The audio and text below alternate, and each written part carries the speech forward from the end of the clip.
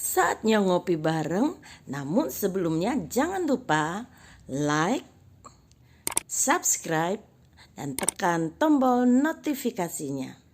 Serta bagikan kepada yang lain.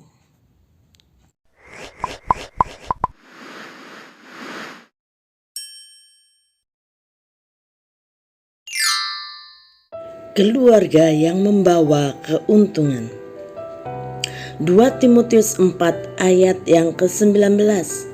Salam kepada Priska dan Aquila dan kepada keluarga Onesiforus. Siapakah keluarga Onesiforus? Nama Onesiforus mempunyai arti pembawa keuntungan.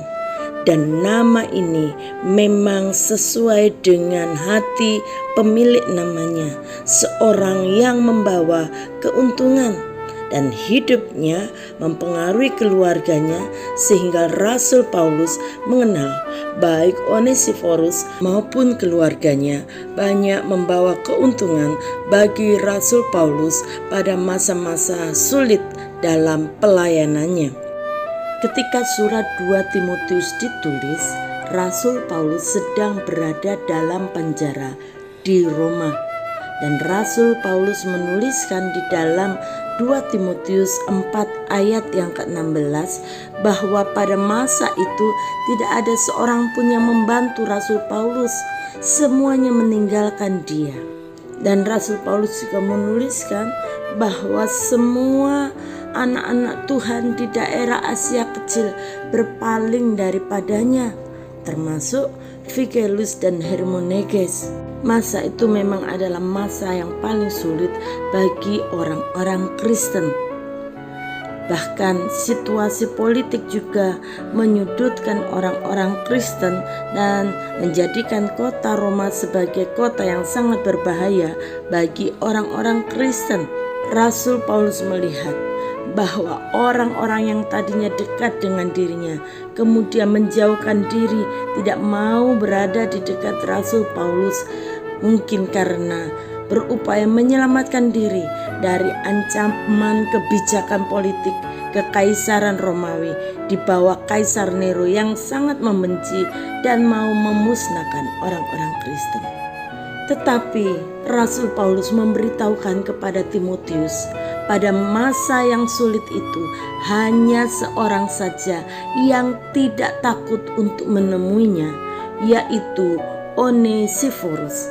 Dalam surat 2 Timotius 1 ayat yang ke-16 sampai ayat yang ke-18, Rasul Paulus menuliskan, Tuhan kiranya mengaruniakan rahmat-Nya kepada keluarga Onesiforus yang telah berulang-ulang menyegarkan hatiku. Ia tidak malu menjumpai aku di dalam penjara. Ketika di Roma, ia berusaha mencari aku dan sudah juga menemui aku. Kiranya Tuhan menunjukkan rahmat-Nya kepadanya pada harinya. Betapa banyaknya pelayanan yang ia lakukan di Efesus, engkau lebih mengetahuinya daripadaku. Dari tulisan Rasul Paulus kita bisa mengetahui bahwa apa yang dilakukan oleh Onesiforus bukanlah suatu hal yang mudah. Rasul Paulus dianggap sebagai tahanan politik yang mengancam keberadaan Kekaisaran Romawi, yang sebenarnya tidak demikian. Dan Onesiforus mengambil suatu keputusan yang sangat berisiko dan bahkan mempertaruhkan nyawanya. Dia pasti harus menemui beberapa orang untuk mengetahui di mana Rasul Paulus dipenjarakan. Dia harus mendapatkan izin secara khusus. Tetapi bagi seorang Onesiforus itu harus tetap dilakukannya karena dia sangat mengasihi seorang hamba Tuhan yang telah melayaninya di Efesus. Tindakan beresiko ini tidak hanya dilakukan oleh Onesiforus sekali saja, tetapi berulang-ulang. Artinya apa yang dilakukan oleh Onesiforus dan keluarganya adalah sesuatu yang dilakukan dengan komitmen pribadi karena mengasihi hamba Tuhan yang telah melayani mereka. Apa yang kita bisa pelajari dari keluarga Onesiforus ini? Yang pertama, keluarga Onesiforus menaruh perhatian dan rasa hormat terhadap Rasul Paulus sebagai hamba Tuhan yang dipenjarakan karena berita Injil. Yang kedua, keluarga Onesiforus memiliki kepedulian dengan situasi yang dialami oleh Rasul Paulus. Dia mencari dimanapun keberadaan Rasul Paulus dalam penjara di kota Roma.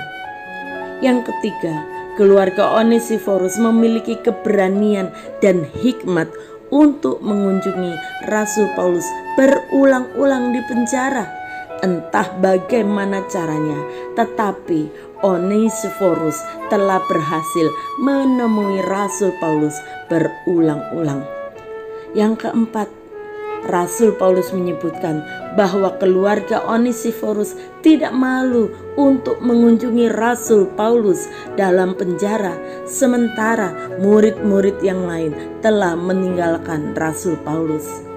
Dan yang kelima, keluarga Onesiforus siap mengambil resiko atas pelayanan mereka terhadap Rasul Paulus. Mereka siap dibenci, mereka siap dipenjarakan, bahkan mungkin nyawa mereka menjadi taruhannya. Sungguh tepat nama yang diberikan kepadanya, Onesiforus, pembawa keuntungan.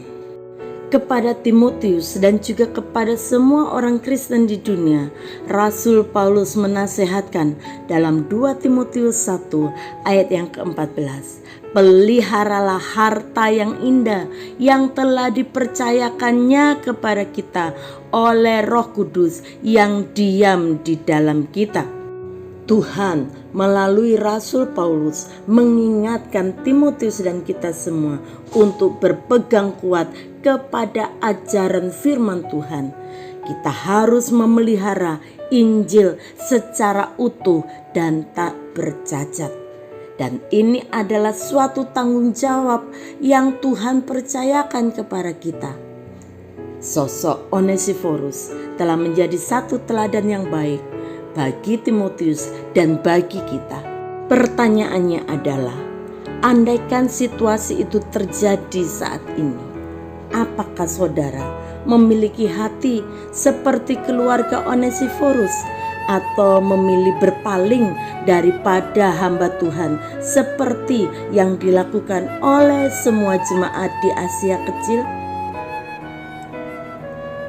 Bapa, kami bersyukur untuk harta yang indah yang Tuhan berikan kepada kami. Injil keselamatan yang Tuhan berikan kepada kami melalui pengorbanan-Mu dan melalui hamba-hamba Tuhan yang Tuhan pakai sehingga Injil boleh tiba kepada kami. Tolong kami untuk terus memegang kebenaran-Mu dan tolong kami untuk belajar dari iman Onesiforus yang tetap setia, tetap berjuang dan menjadi pembawa keuntungan.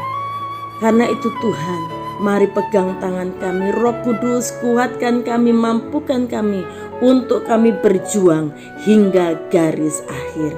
Terpujilah nama-Mu Bapa, berkati setiap keluarga kami, agar keluarga kami menjadi pembawa keuntungan bagi orang lain, bagi gereja Tuhan dan bagi kerajaan-Mu. Di dalam nama Tuhan Yesus kami berdoa. Haleluya. Amin. Mari bersama kita berjuang untuk menjadikan keluarga kita sebagai keluarga Onesiforus, keluarga pembawa keuntungan. Tuhan Yesus memberkati.